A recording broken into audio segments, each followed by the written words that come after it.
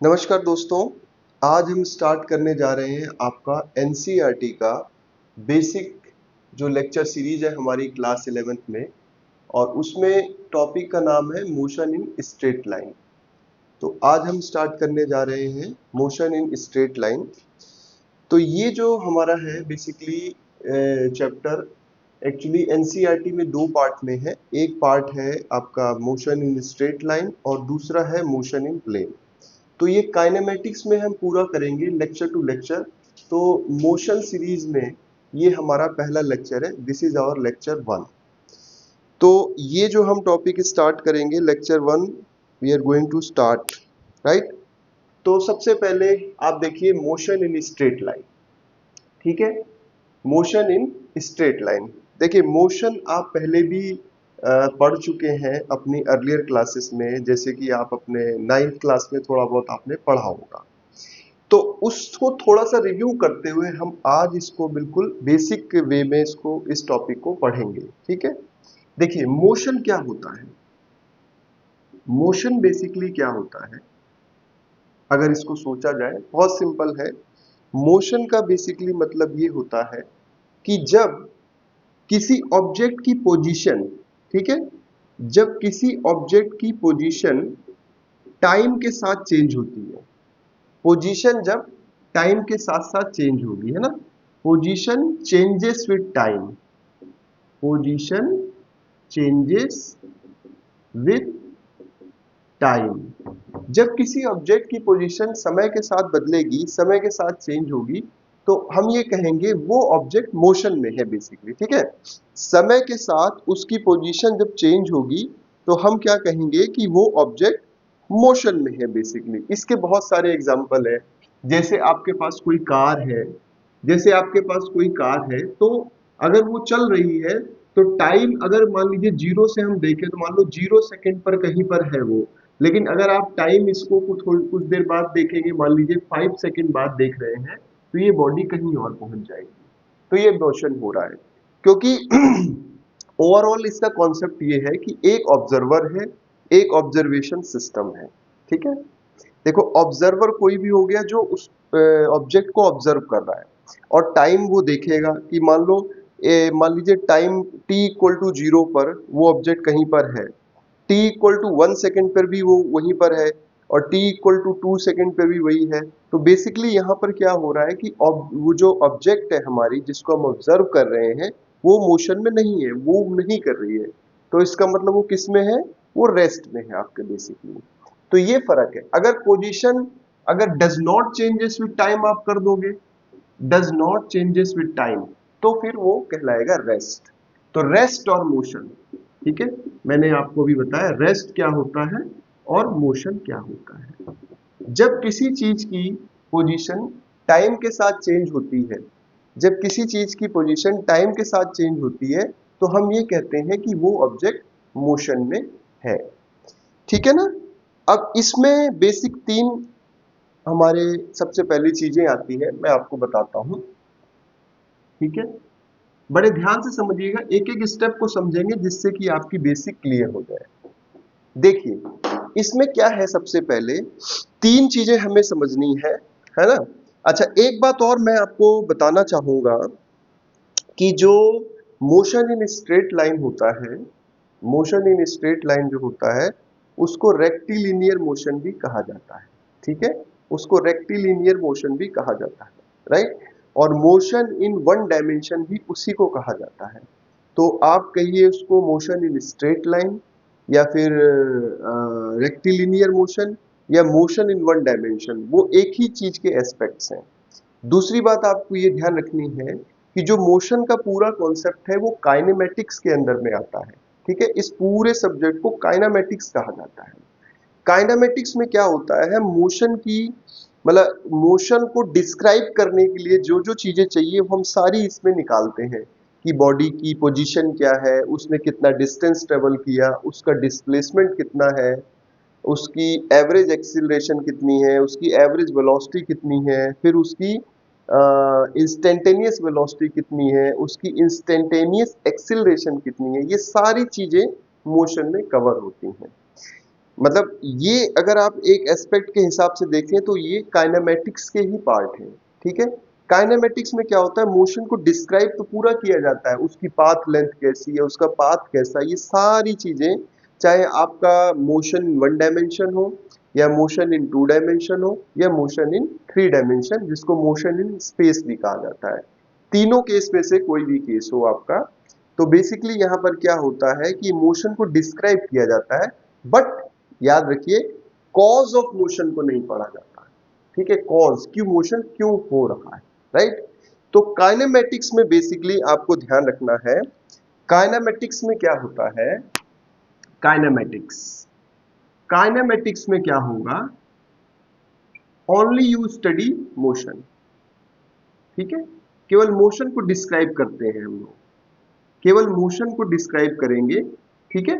Motion को describe करने का मतलब ये हुआ, अगर आप देखना चाहें, मोशन को डिस्क्राइब करने का बेसिक मतलब ये हुआ कि उसकी पोजीशन कहां पर है ऑब्जेक्ट की, समय समय पर, है ना, as a function of time, अलग अलग टाइम पे उसकी पोजीशन कहां पर है, ठीक है, डिस्प्लेसमेंट कितनी है उसकी, राइट, कहां पर है और डिस्प्लेसमेंट कितनी है, फिर वेलोसिटी कितनी है उसकी, राइट, वेलोसिटी कितनी है, उसकी एक्सीलरेशन कितनी है, ठीक है, उसकी एक्सीलरेशन कितनी है, उसका पाथ लेंथ कैसा है, मतलब सॉरी पाथ लेंथ कितना है, टोटल डिस्टेंस कह सकते हो, और ट्रेजेक्ट्री कैसी है, उसकी ट्रेजेक्ट्री कैसी है, पाथ कैसा है, बेसिकली जिस पाथ में वो मूव कर रहा है, समझ रहे।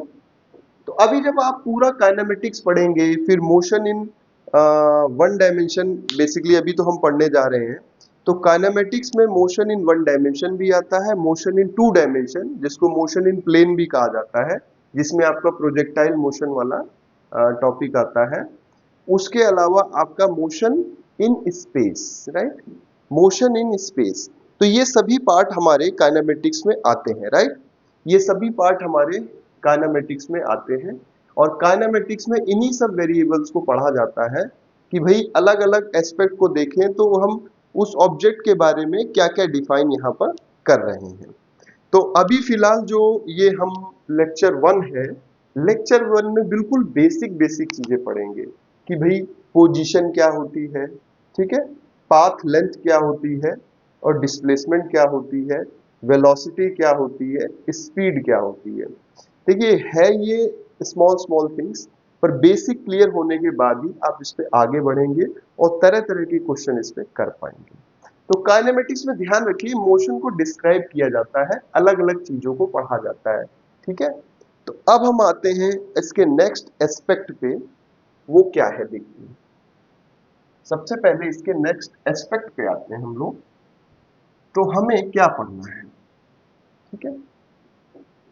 देखिए सबसे पहले हमें इसमें सबसे इंपॉर्टेंट 3 चीजों को पढ़ना है, उनका नाम है position, path length and displacement. देखिए पोजीशन,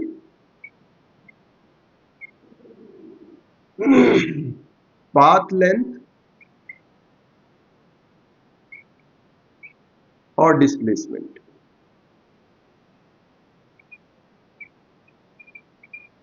ठीक है। सबसे पहले हम पढ़ने जा रहे हैं इन 3 चीजों को, पोजीशन, पाथ लेंथ और डिस्प्लेसमेंट। एनसीईआरटी में ये चैप्टर 3 है पुराने वाले में, और सब टॉपिक नंबर 3.2 है, ठीक है, 3.2 चैप्टर 3 है ये, basically motion in straight line. तो हम पढ़ने जा रहे हैं पोजीशन क्या होती है, पाथ लेंथ क्या होती है और डिस्प्लेसमेंट क्या होती है। देखिए सबसे पहले हमें बेसिक अगर ये चीजें मालूम होंगी तो इजीली हमको समझ में आएगा। तो सबसे पहले हम पढ़ते हैं इसकी पोजीशन, ठीक है, सबसे पहले हम इसको पढ़ेंगे कि पोजीशन क्या होती है, राइट, पोजीशन क्या होती है। अब देखिए इसके लिए हमें सबसे पहले चाहिए होता है रेफरेंस पॉइंट, ठीक है ना। अब देखिए सबसे पहले हम पढ़ने जा रहे हैं कि पोजीशन क्या होती है। देखिए पोजीशन बेसिकली क्या होती है, अब मान लीजिए सबसे पहले किसी भी चीज की पोजीशन बताने के लिए हमें एक रेफरेंस पॉइंट चाहिए होता है, ठीक है, सबसे पहले किसी भी चीज की पोजीशन बताने के लिए हमें रेफरेंस पॉइंट चाहिए होगा, राइट। अब मान लीजिए मोशन इन स्ट्रेट लाइन का केस है, तो मान लीजिए हमने कहीं पर ओरिजिन मान लिया, ठीक है, और ये हमारी एक्स एक्सिस हो गई, सपोज ये पॉजिटिव डायरेक्शन हो गई और इधर आपकी नेगेटिव डायरेक्शन हो गई। अब मान लीजिए कोई ऑब्जेक्ट यहां पर रखी हुई है 1 मीटर पर, तो यहाँ पे एक्स कोऑर्डिनेट 1 मीटर है, तो इसकी पोजीशन कैसे लिखी जाएगी बच्चों? पोजीशन इसकी हो जाएगी x is equal to 1 meter. तो रेफरेंस पॉइंट से पोजीशन को दिखाया जाता है, ठीक है। तो क्योंकि ये यहाँ पर ये जो केस है, ये हम लोग मोशन इन वन डायमेंशन पढ़ रहे हैं, तो एक ही एक्सिस की हमें यहाँ पे जरूरत पड़ती है, एक ही एक्सिस की यहाँ पर हमें जरूरत पड़ती है, राइट। अच्छा, और थोड़ा सा इसको समझते हैं कि एक्चुअल में पोजीशन कैसे किसी भी ऑब्जेक्ट की दिखाई जाती है ना, किसी भी ऑब्जेक्ट की कैसे पोजीशन दिखाई जाती है। मैं यहाँ मेंशन कर देता हूँ टॉपिक का नाम, मोशन इन स्ट्रेट लाइन, ठीक है, motion in straight line, right. देखिए, अगर हम एक जनरल केस लें तो उसमें क्या होगा, देखिए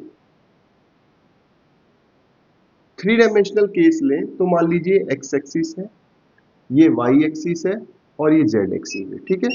अब यहां पर कोई भी पार्टिकल अगर हमें पोजीशन दिखानी है तो हमें क्या करना होगा, मान लीजिए किसी समय पे वो पार्टिकल यहां पर है, वो है ना पी है, पी उसकी पोजीशन है, तो क्योंकि ये 3 डायमेंशनल हमारा सिस्टम हो गया, तो यहाँ पे उसका कोऑर्डिनेट होगा x comma y comma z, ठीक है, x comma y comma z.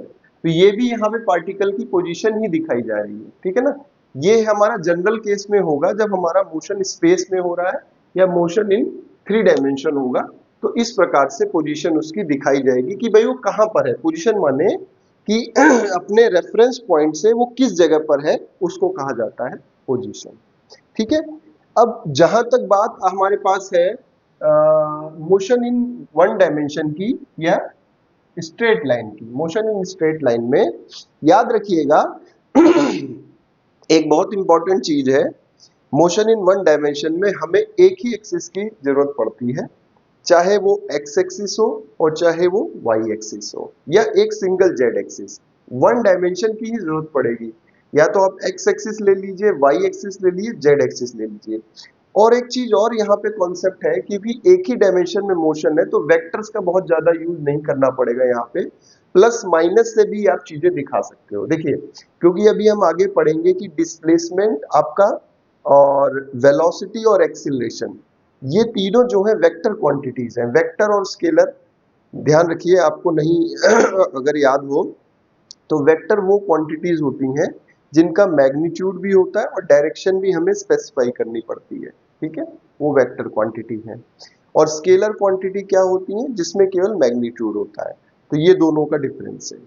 तो यहां पर हमें केवल क्या करना पड़ेगा, बेसिकली यहां पर हमें पोजीशन दिखाने के लिए केवल एक्सिस से दूरी सिंगल एक्सिस से दिखानी पड़ेगी, जैसा कि मैंने अभी आपको एग्जांपल दिया था।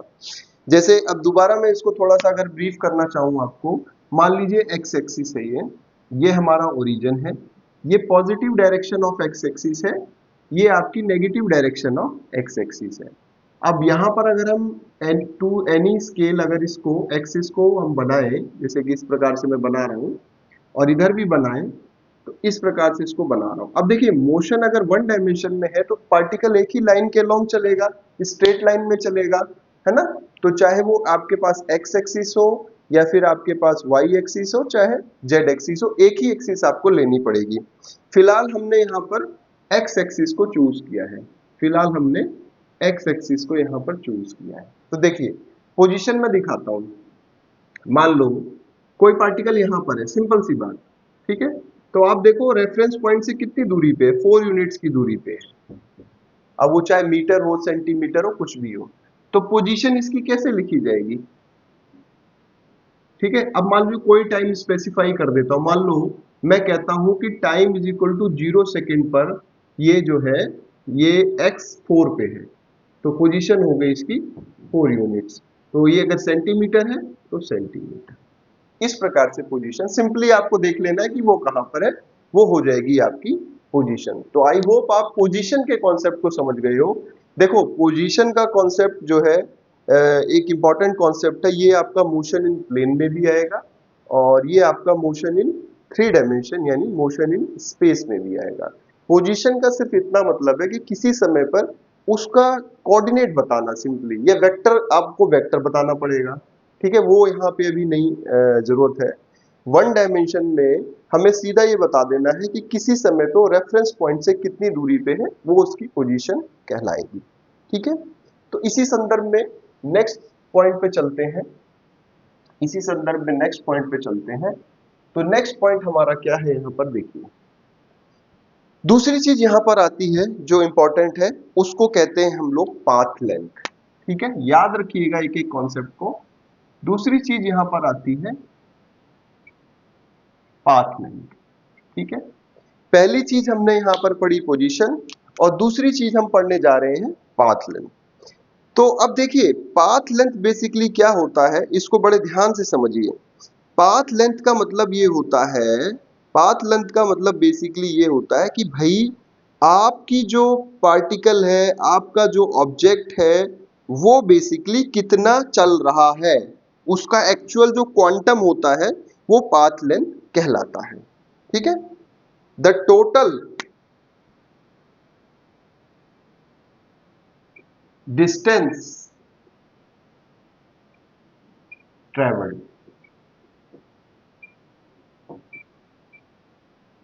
ठीक है, तो ये पाथ लेंथ है। अब मैं आपको एक एग्जांपल के तौर पे समझाता हूं कि इसमें जुड़ता कैसे जाता है मैग्नीट्यूड। एक बड़ा ही इंटरेस्टिंग सा फिगर यहाँ एनसीईआरटी में बनाया है, तो मैं उसको ड्रॉ कर दे रहा हूं।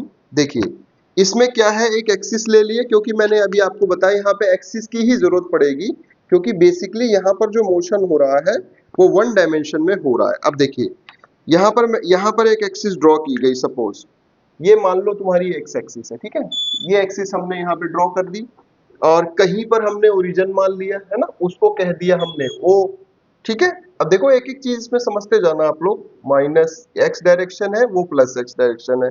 यहाँ पे कुछ पॉइंट्स इन्होंने मार्क किए हैं, माइनस 160 मीटर, ऐसे ही माइनस 120 मीटर, माइनस 80 मीटर, और फिर माइनस 40 मीटर, ठीक है।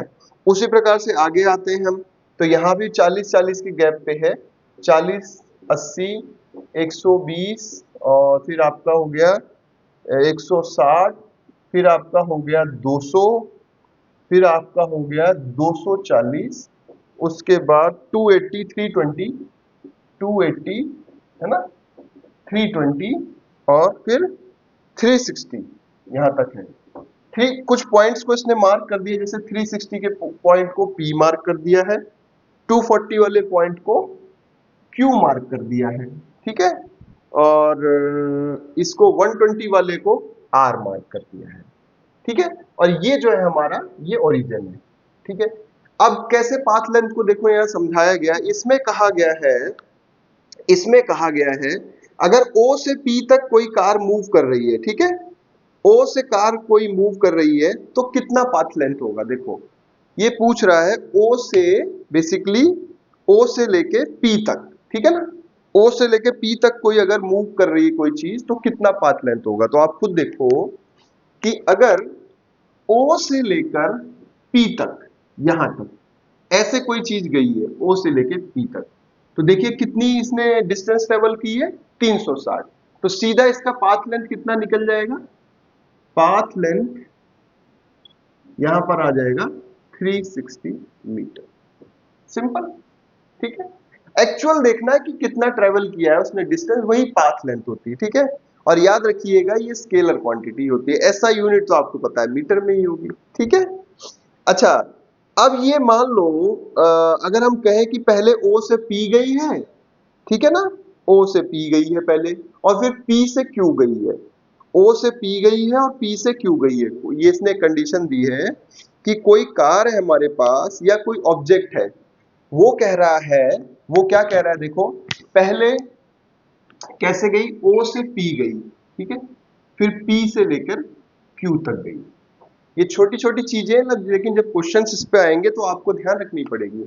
O से P गई, देखो O से लेकर P तक चलते हैं, पहले यहां तक गए हम लोग, और P से Q, अब P से देखो ये Q पर फिर आया, तो ये देखिए अब यहां से लेकर यहां तक कितनी डिस्टेंस चली इसने, 360। और यहां से वापस देखो 360 से 240 पे आ रहे हैं, यानी कितना डिफरेंस है देखिए 120 का। ठीक है, तो अब टोटल करिए इनका कितनी चली इसने डिस्टेंस। तो पाथ लेंथ जो है, जो पाथ लेंथ है इस केस में कितनी आ जाएगी, 360 plus 120 is equal to 480 meter. 360 plus 120 is equal to 480 meter. ठीक है ना, ये निकालना पड़ता है जब आता है तो इसी प्रकार से। तो बेसिकली पाथ लेंथ कितनी हो गई इसमें, 480 मीटर्स हो गई है। ठीक है, और एक बात ध्यान रखना है इसमें कि पाथ लेंथ जो है बेसिकली एक स्केलर क्वांटिटी है, ये इसमें हमको ध्यान रखना है। तो मैं यहां पे मेंशन कर दे रहा हूं उसको, देखिए पाथ लेंथ अभी मैंने आपको समझा दिया है कि टोटल डिस्टेंस ट्रेवल्ड के बराबर होती है। और पाथ लेंथ जो है हमारे पास, पाथ लेंथ जो है हमारे पास क्या होता है बेसिकली, ये एक स्केलर क्वांटिटी होती है। ठीक है, पहली चीज। दूसरा, क्यों, इट हैज ओनली मैग्नीट्यूड, इसका केवल मैग्नीट्यूड ही होता है। ठीक है, और तीसरी चीज इसकी एसआई यूनिट देखो, लेंथ की हमेशा एसआई यूनिट जो होगी वही पाथ लेंथ की होगी, तो एसआई यूनिट इसकी होगी meter and denoted by m. ठीक है, एसआई यूनिट होगी इसकी meter and denoted by m. तो याद रखिएगा पाथ लेंथ जो है हमारे पास वो एक स्केलर क्वांटिटी होती है क्योंकि इसका केवल मैग्नीट्यूड होता है, और एसआई यूनिट होती है इसकी मीटर। पाथ लेंथ के बाद दूसरी चीज हमारे पास आती है डिस्प्लेसमेंट, राइट। अगले टॉपिक पे आते हैं डिस्प्लेसमेंट। पाथ लेंथ के हमारे बाद आता है हमारे पास डिस्प्लेसमेंट। तो देखिए हम बात करते हैं डिस्प्लेसमेंट की। ठीक है, डिस्प्लेसमेंट। अब डिस्प्लेसमेंट लिखते ही कई लोग सोचते हैं शॉर्टेज डिस्टेंस ये और वो, कुछ नहीं। ये बेसिकली क्या है, पहली चीज तो याद रखना ये वेक्टर क्वांटिटी है, तो इसमें मैग्नीट्यूड भी होता है और डायमेंशन भी होती है। डिस्प्लेसमेंट जो है आपके पास वो एक वेक्टर क्वांटिटी है, इसमें मैग्नीट्यूड भी होता है और डायरेक्शन भी होती है। अब डिस्प्लेसमेंट निकालते कैसे हैं, देखिए वही एग्जांपल अगर हम दोबारा लें तो डिस्प्लेसमेंट में बेसिकली हमें क्या करना पड़ता है, फाइनल और इनिशियल पोजीशन का हमेशा ध्यान रखना होता है। याद रखिए फाइनल और इनिशियल पोजीशन का हमको ध्यान रखना होता है ना। अब देखिए, तो अभी इसी एग्जांपल को अगर हम लें तो फाइनल और इनिशियल पोजीशन का हमको ध्यान रखना है, तो डिस्प्लेसमेंट हमारी निकल जाएगी। अब देखिए कैसे डिस्प्लेसमेंट निकालेंगे ये मैं आपको समझाता हूं, और ये जो हमने अभी लाइन डायग्राम बनाया था उससे भी समझा सकते हैं। देखो डिस्प्लेसमेंट अगर हमको निकालना है तो क्या करते हैं, सिंपल सी चीज, ये वन डायमेंशन मोशन है क्योंकि, तो फाइनल पोजीशन जो भी होगी minus initial position is equal to displacement.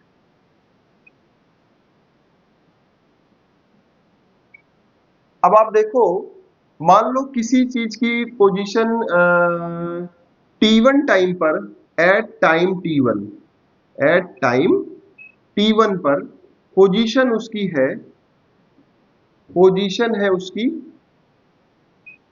x1। ठीक है, किसी टाइम पर उसकी पोजीशन x, अभी मैंने आपको पीछे पोजीशन समझाया है। पोजीशन का मतलब है कि उसका कोऑर्डिनेट क्या है, सिंपल याद रखो, पोजीशन का मतलब क्या है, उसका coordinate.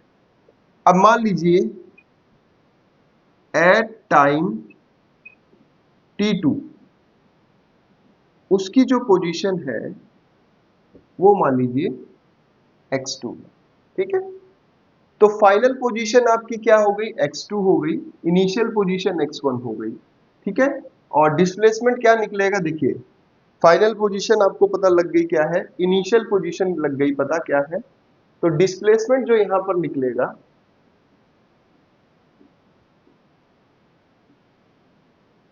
Is equal to x2 minus x1, और क्योंकि चेंज है ये x में तो डेल्टा x, यानी डिस्प्लेसमेंट क्या है, सिंपल डिफरेंस। और पाथ लेंथ क्या था, पाथ लेंथ में हमें सारी जो उसने एक्चुअल डिस्टेंस ट्रेवल की है, जो भी ऑब्जेक्ट ने, पार्टिकल ने, कार ने, जो भी अजम्पशन आप ले रहे हो, उसने जो एक्चुअल पाथ ट्रेवल किया उन सभी को जोड़ना पड़ता है। डिस्प्लेसमेंट में इनिशियल और फाइनल पोजीशन देखी जाती है। अब एक अभी कॉन्सेप्ट आएगा कि सर अगर ये प्लेन में होती है ऑब्जेक्ट क्या होता, और अगर ये स्पेस में यही ऑब्जेक्ट होती तो क्या होता, वो भी आपको उस समय बताया जाएगा। फिलहाल ये स्ट्रेट लाइन में मूव कर रही है, तो स्ट्रेट लाइन में डिस्प्लेसमेंट निकालना बहुत सरल है, सिर्फ आपको पोजीशन का डिफरेंस देख लेना है। ठीक है, समझ गए, पोजीशन का डिफरेंस देख लेना। अगर मैं आपको एक एग्जांपल से समझाना चाहूं, देखिए, और याद रखिएगा डिस्प्लेसमेंट जो होती है हमारी, ये एक वेक्टर क्वांटिटी है। डिस्प्लेसमेंट एक वेक्टर क्वांटिटी है हमारे पास। देखिए मैं आपको इसको समझाता हूं कि डिस्प्लेसमेंट जो है हमारे पास वो एक वेक्टर क्वांटिटी है। ठीक है, ये याद रखिए, डिस्प्लेसमेंट ये एक वेक्टर क्वांटिटी है। ठीक है, यानी it has both magnitude and direction.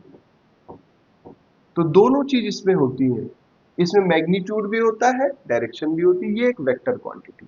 ठीक है, और जब स्ट्रेट लाइन में कोई ऑब्जेक्ट मूव कर रही है, वन डायमेंशन में कोई चीज मूव कर रही है, तो डिस्प्लेसमेंट निकालने के लिए कुछ नहीं करना होता, फाइनल और इनिशियल पोजीशन का डिफरेंस निकालना होता है। अब कुछ लोगों के दिमाग में आ रहा होगा it is the shortest distance between the two points, देखेंगे उसको भी, पर अभी फिलहाल जब तक आपका वन डायमेंशनल मोशन है, easily you can find out from this formula.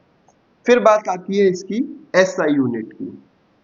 तो इसकी जो एसआई यूनिट होती है वो होती है मीटर, क्योंकि ये लेंथ है बेसिकली, राइट, ये बेसिकली लेंथ ही है।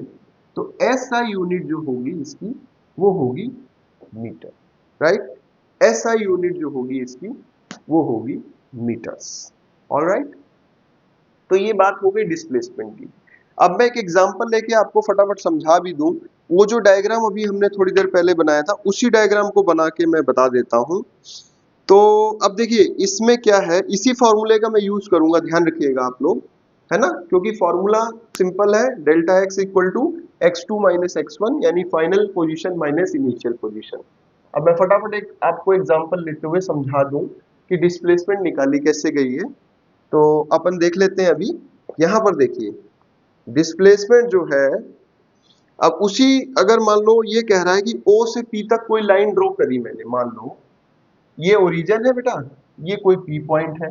ठीक है, तो यहाँ पे वही 40-40 के डिफरेंस पे मैंने एक बना दिया, 40, 80, 120, 160, 200, 240, है ना, इस प्रकार से 280,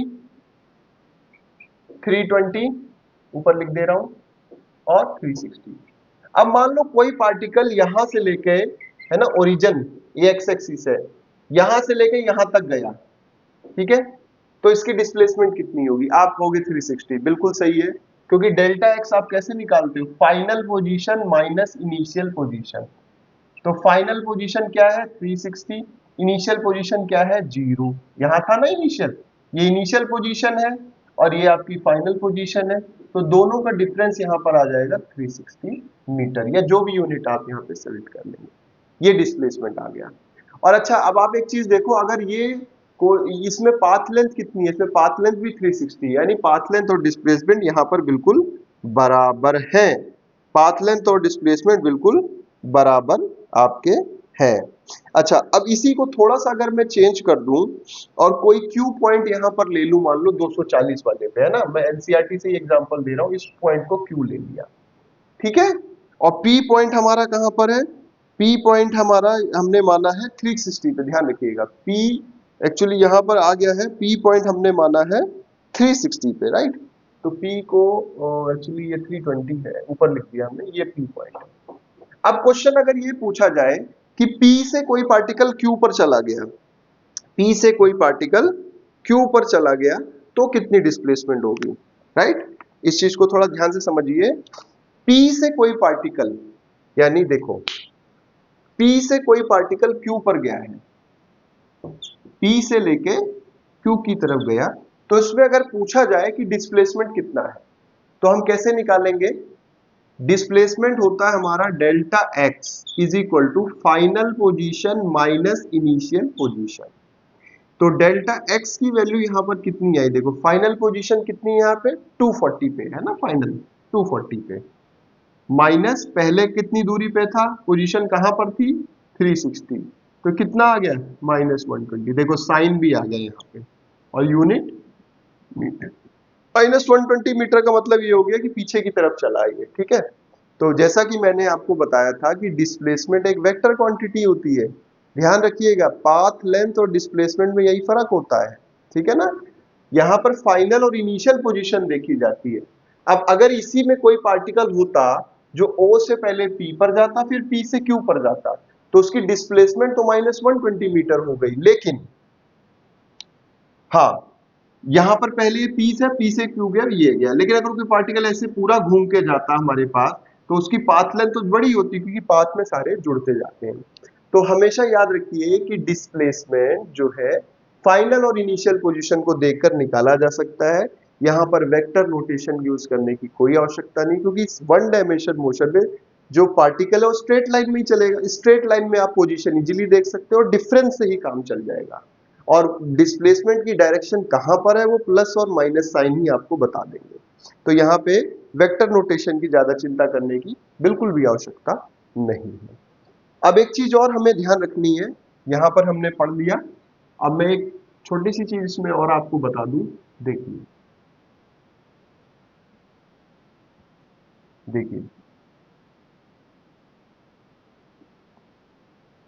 हमने दो चीजें पढ़ी, तीन चीज पढ़ ली बेसिकली। पोजीशन समझ गए आप क्या है, रेफरेंस पॉइंट से देखना है दूरी कितनी है किसी टाइम पे, पोजीशन हो गई। दूसरा पढ़ा पाथ लेंथ। पाथ लेंथ क्या होता है, एक्चुअल कितना डिस्टेंस ट्रेवल किया, टोटल स्केलर होता है ये। और तीसरी चीज हमने पढ़ी यहां पर डिस्प्लेसमेंट, ठीक है ना जी। तीन चीजें हमने पढ़ी। अब ध्यान रखिएगा डिस्प्लेसमेंट वेक्टर है, पाथ लेंथ स्केलर है, पोजीशन तो स्केलर होने ही वाली है, लेकिन अगर हम इसको अगर नेचुरल फॉर्म में वेक्टर फॉर्म में ले जाएं तो पोजीशन आपकी वेक्टर क्वांटिटी होती है, राइट। अब एक चीज इसमें ये आती है कि अगर हम यहां पर देखें तो ये दोनों जो हमारी चीजें हैं पाथ लेंथ और डिस्प्लेसमेंट, इनके बीच में क्या रिलेशन होगा, देखो पाथ लेंथ हमेशा टोटल डिस्टेंस होगी और डिस्प्लेसमेंट हमेशा फाइनल और इनिशियल पोजीशन का डिफरेंस होगा। तो हमेशा एक रिलेशन इसमें याद रखिएगा, इन जनरल क्या होता है कि जो पाथ लेंथ होती है हमारे पास, जो हमारे पास पाथ लेंथ होती है, जो हमारे पास पाथ लेंथ होती है वो क्या होती है, हमेशा ग्रेटर देन होगी डिस्प्लेसमेंट के, और बराबर भी हो सकती है। तो ये रिलेशन होल्ड करता है हमेशा। देखो पाथ लेंथ और डिस्प्लेसमेंट बराबर भी हो सकती हैं, पाथ लेंथ और डिस्प्लेसमेंट बराबर भी हो सकती हैं, लेकिन जनरली क्या होगा, पाथ लेंथ हमेशा बड़ी होगी डिस्प्लेसमेंट से, ये ध्यान रखिएगा। और इनका अगर आप रेशियो निकालोगे तो पाथ लेंथ, देखिए ध्यान से, path length divided bye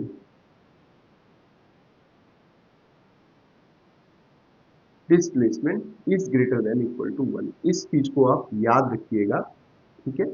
path length divided by displacement is always greater than और इक्वल टू 1।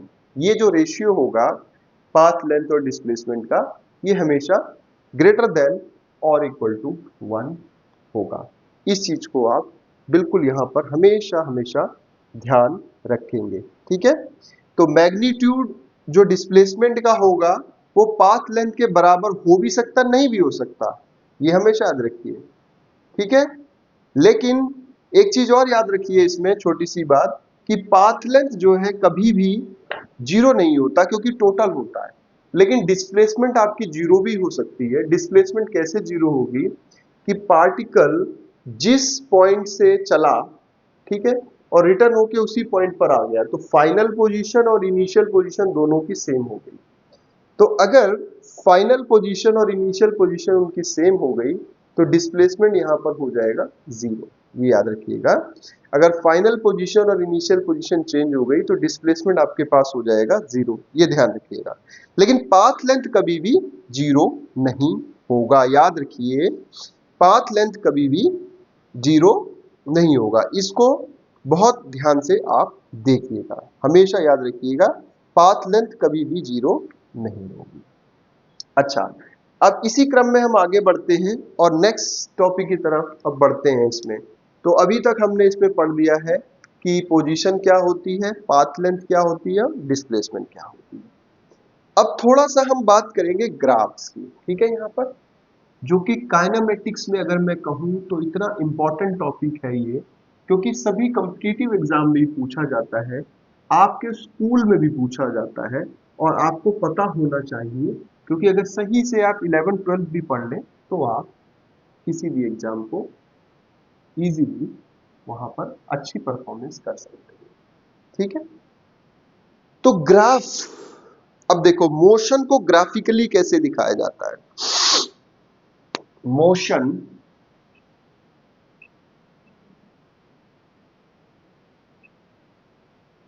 थ्रू ग्राफ्स, अलग अलग टाइप के ग्राफ होंगे, ठीक है ना। ग्राफ आपको पता है, ठीक है, दो वेरिएबल का रिलेशन है बेसिकली। जैसे कि आप पढ़ते थे ना कोऑर्डिनेट ज्योमेट्री में, अगर आपको याद हो तो क्या करते थे, एक्स और वाई एक्सिस बना ली, ठीक है ना, एक्स और वाई कोऑर्डिनेट देख लिया, मान लो इसका 1,1 है, इस तरीके से, है ना। अब ग्राफ यहां पर हमें क्या बताएगा, दो चीजों के बीच रिलेशन की, एक चीज इतनी है तो दूसरी चीज कितनी है, ठीक है ना। तो सबसे पहले हम लोग जो है पढ़ने जा रहे हैं पोजीशन टाइम ग्राफ, याद रखिएगा, position time graph, position time graph, ठीक है। पोजीशन टाइम ग्राफ, या इसको हम जो है एक्सटी ग्राफ भी कहते हैं, XT graph, position time graph या एक्सटी ग्राफ, ठीक है। पोजीशन टाइम ग्राफ या एक्सटी ग्राफ, ये क्या होता है, टाइम के साथ ऑब्जेक्ट के पोजीशन का ग्राफ है बेटा, टाइम के साथ ऑब्जेक्ट के पोजीशन का ग्राफ है ये, इसको कहा जाता है पोजीशन टाइम ग्राफ। तो अभी हम पढ़ते हैं एक्सटी ग्राफ या फिर पोजीशन टाइम ग्राफ, ठीक है, एक्सटी ग्राफ या पोजीशन टाइम ग्राफ। देखिए, position time graph, right, position time graph, यानी कि एक्सटी ग्राफ, ठीक है, एक्सटी ग्राफ। तो अब देखते हैं, अलग अलग केसेस इसमें लेते हैं और ग्राफ बनाते हैं। देखिए, सबसे पहले मैं एक केस ले रहा हूं, एन ऑब्जेक्ट, केस 1, मान लो केस है, ऐसे बहुत सारे केसेस होते हैं, हम एक पर्टिकुलर कुछ केसेस को लेते हैं। An object is at rest at x equal to 40 metre, इसका पोजीशन टाइम ग्राफ अगर मान लो बनाना है, ठीक है। कोई ऑब्जेक्ट है, अब मान लो यहां पर ओरिजिन बनाया हमने, ये हमारी एक्सिस है, स्ट्रेट लाइन मोशन है, तो एक्सिस पे ही चलना है उसको, तो ये 40 मीटर है मान लो, ठीक है। और वो जो ऑब्जेक्ट है इस यहीं पर है, ठीक है, रेस्ट पे है, तो माने वो मूव नहीं कर रही है, राइट, यानी कि वो मूव नहीं कर रही। तो इसका ग्राफ बेसिकली कैसे बनेगा, आप खुद बताइए। इसका ग्राफ अगर हम बनाएं तो x को हम y एक्सिस पे प्लॉट करते हैं जनरली, और टाइम को अपने x एक्सिस पे। तो देखिए इसका ग्राफ कैसे बनेगा, मैं आपको बना के दिखाता हूं इसका ग्राफ, बहुत सिंपल ग्राफ बनेगा इसका, ठीक है। ये देखिए इसका ग्राफ कुछ इस प्रकार से बनेगा, देखिए,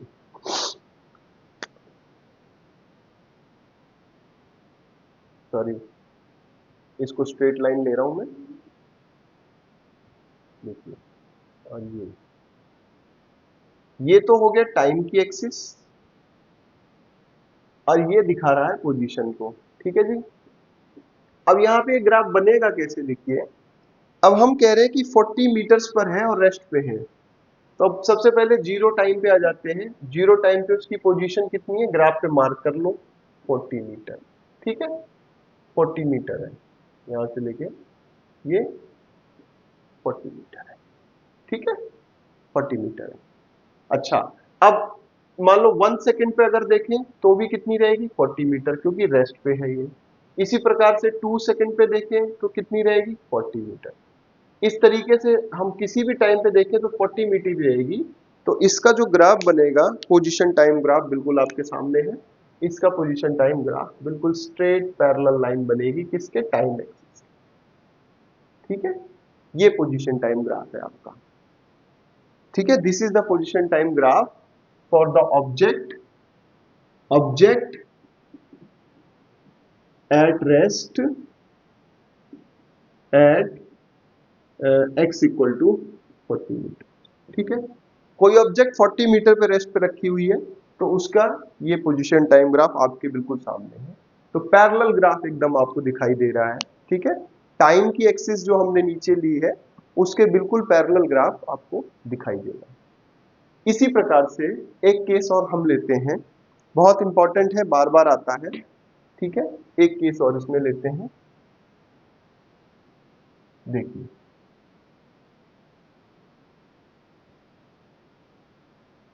ठीक है, उसको कहा जाता है बेसिकली यूनिफॉर्म मोशन। ठीक है, उसको कहा जाता है यूनिफॉर्म मोशन। ठीक है, तो यूनिफॉर्म मोशन के केस में कैसा ग्राफ बनेगा, देखो अभी हम बनाते हैं यूनिफॉर्म मोशन। यूनिफॉर्म मोशन क्या होता है, बेसिकली एन ऑब्जेक्ट, ठीक है, covers equal distance in equal interval of time. ठीक है, object moving in straight line, वो तो होगा ही क्योंकि वन डायमेंशन है। Moving in straight line covers equal distance in equal time। ठीक है, तो एक ऑब्जेक्ट जो कि स्ट्रेट लाइन में मूव कर रही है, स्ट्रेट लाइन में करेगी क्योंकि हम वन डायमेंशन मोशन का केस, वन डायमेंशन मोशन ही पढ़ रहे हैं, motion in straight line, rectilinear motion, और ओवरऑल हम काइनेमेटिक्स बेसिकली पढ़ रहे हैं। तो object moving in straight line covers equal distance in equal time, तो इसको यूनिफॉर्म मोशन कहा जाता है। तो यहाँ पे हमको पोजीशन टाइम ग्राफ बनाना है, बनाते हैं, बिल्कुल एक एग्जांपल लेना पड़ेगा इसके लिए। इसका पोजीशन ग्राफ कैसा बनेगा, एक्स टी ग्राफ। देखिए, ये आपका एक्स है, ये आपका टाइम है, तो कुछ डाटा माननी पड़ेगी इसमें। तो जैसे कि आपको याद होगा 10th में जैसे आप ग्राफ प्लॉट करते हो, कुछ उसी प्रकार से यहाँ पर भी ये किस प्रकार से आएगा मैं आपको बताना चाहूंगा। देखिए, पोजीशन, ठीक है, सबसे पहले देखते हैं टाइम। टाइम और पोजीशन, मान लो जीरो पे जीरो है। ठीक है, टाइम जीरो था, पोजीशन जीरो थी। अब कंडीशन क्या है यूनिफॉर्म मोशन में कि इक्वल डिस्टेंस ट्रेवल करेगा इक्वल टाइम में। मान लो 1 मीटर करता है तो टाइम 1 सेकंड में 1 मीटर पहुंच जाएगा ये। ठीक है, टाइम 2 सेकंड पे ये 2 मीटर हो जाएगा, टाइम 3 सेकंड पे ये 3 मीटर हो जाएगा, टाइम 4 सेकंड पे ये 4 मीटर हो जाएगा। इस तरीके से मोशन हो रहा है। तो इसका ग्राफ अगर हम यहाँ पे प्लॉट करें तो किस प्रकार से ये दिखाई देगा मैं आपको बताना चाहूंगा। देखिए, सिंपल, यहाँ पर एक्सिस पे हम मार्क कर लेते हैं, ये 1 मीटर, ये मान लीजिए 2 मीटर, ये 3 मीटर, ये 4 metre and so on, right. और time 1 second, 2 second, 3 second, 4 second, 5 second and so on. तो देखिए, जीरो पे ऑब्जेक्ट, मतलब जीरो टाइम पे ओरिजिन पे ही थी। 1 मीटर पे क्या हुआ, यहाँ पहुंच गई। 2 मीटर पे क्या हुआ, 2 मीटर पे पहुंच गई। मतलब 3 सेकंड पे क्या हुआ, 3 मीटर पे पहुंच गई। 4 सेकंड में क्या हुआ, 4 मीटर पे पहुंच गई। तो कैसा ग्राफ बनेगा, देखिए एकदम स्ट्रेट लाइन, ये बिल्कुल स्ट्रेट लाइन बनेगी। तो ये पोजीशन टाइम ग्राफ जो है, ये बेसिकली आपका जो है, ये है यूनिफॉर्म मोशन के लिए पोजीशन टाइम ग्राफ, बिल्कुल स्ट्रेट लाइन है और ओरिजिन से ये पास कर रही है, देखिए, ठीक है, क्योंकि इक्वल डिस्टेंस। अब देखो, अगर मान लो पोजीशन इसकी कहीं और होगी तो लाइन शिफ्ट हो जाएगी, है ना, लेकिन रहेगी ये स्ट्रेट लाइन, तब ओरिजिन से पास नहीं करेगी, है ना। अब मान लो आप कहोगे टाइम इक्वल टू 0 पे, मान लो 1 पे थी, तो ग्राफ आपका यहां से चालू होगा फिर, ठीक है, लेकिन फिर वो इक्वली करेगी तो उसी प्रकार से वो ग्राफ मूव कर जाएगा। पर यहाँ पे हमने ओरिजिन से मोशन को स्टार्ट किया है, तो बेसिकली यहाँ पर क्या है हमारे पास कि ये इस तरह की स्ट्रेट लाइन आई। तो ये मैंने पोजीशन टाइम ग्राफ बनाया, किसके लिए, ये पोजीशन टाइम ग्राफ बनाया है हमने बेसिकली ऐसे पार्टिकल के लिए जो कि एक यूनिफॉर्म मोशन में है। और यूनिफॉर्म मोशन का मतलब क्या हुआ, equal distance in equal time. अब यहाँ पर कुछ लोग जो है स्पीड वगैरह ये वेलोसिटी वगैरह निकालना शुरू करते हैं, कोई जरूरत नहीं है, अभी मैंने आपको टॉपिक पढ़ाया ही नहीं, ठीक है।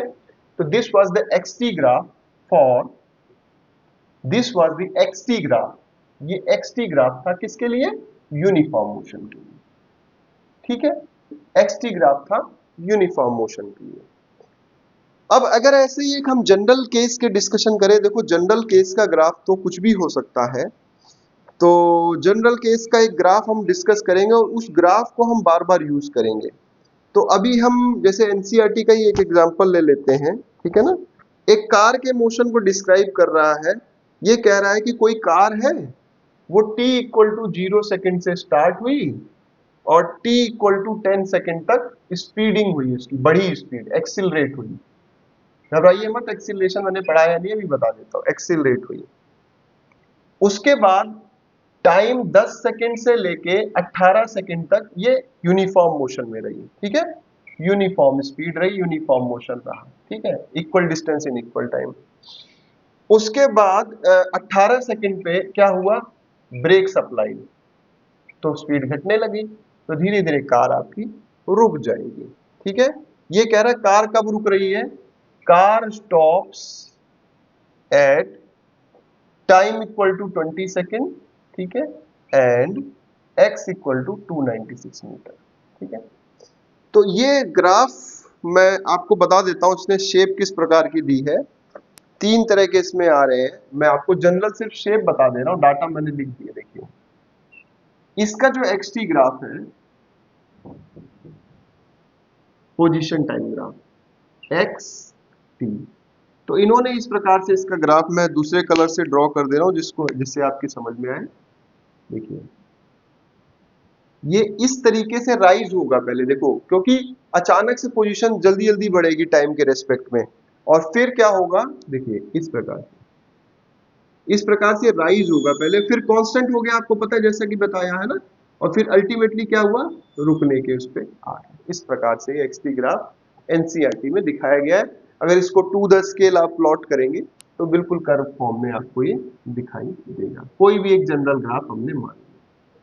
ग्राफ देख के आपको ये ध्यान में आना चाहिए, ये समझ में आना चाहिए कि आप क्या देख रहे हो, इसमें आप पोजीशन देख रहे हो टाइम के रेस्पेक्ट में, ठीक है, कि वो पार्टिकल कहां पर है। ये हमेशा आप ध्यान रखिएगा कि यहां पर आप पोजीशन देख रहे हो टाइम के रेस्पेक्ट में। तो यहां पर कैसा मोशन है, इस मोशन के भी बेसिकली तीन पार्ट हो गए अगर आप ध्यान दो। तो ये वाला जो पार्ट है, देखो ये बेसिकली नॉन यूनिफॉर्म मोशन है, नॉन यूनिफॉर्म मोशन, ठीक है। और आगे जो इसके जो ब्रेक लगाएगा तो भी रुक रही है गाड़ी, ये भी नॉन यूनिफॉर्म मोशन है, क्योंकि इक्वल डिस्टेंस का कॉन्सेप्ट यहाँ नहीं आ पाएगा। ये यूनिफॉर्म मोशन का पार्ट है इसी में, क्योंकि यहाँ बिल्कुल गाड़ी सीधी सीधी चली है, कोई एक्सिलरेशन नहीं, कोई डिक्सिलरेशन नहीं। ये इसी ग्राफ का यूज जो है एनसीईआरटी बुक में कई जगह किया गया है। तो मतलब जैसे जहां पर हम एवरेज वेलोसिटी और इंस्टेंटेनियस वेलोसिटी निकालेंगे, जहां पे हम एवरेज एक्सीलरेशन और इंस्टेंटेनियस एक्सीलरेशन निकालेंगे, उन सभी संदर्भों में इस ग्राफ का एनसीईआरटी ने यूज किया है। तो इस चीज को आप ध्यान रखिएगा दोस्तों। तो अभी तक हमने बेसिकली पोजीशन टाइम ग्राफ की बात की, और हमने पढ़ा पोजीशन क्या होती है, पाथ लेंथ क्या होती है, और डिस्प्लेसमेंट क्या होती है, और उसके अलावा हमने पढ़ा पोजीशन टाइम ग्राफ कैसा होता है। तो पोजीशन टाइम ग्राफ जो हमने बनाया वो बेसिकली तीन केसेस में बनाया।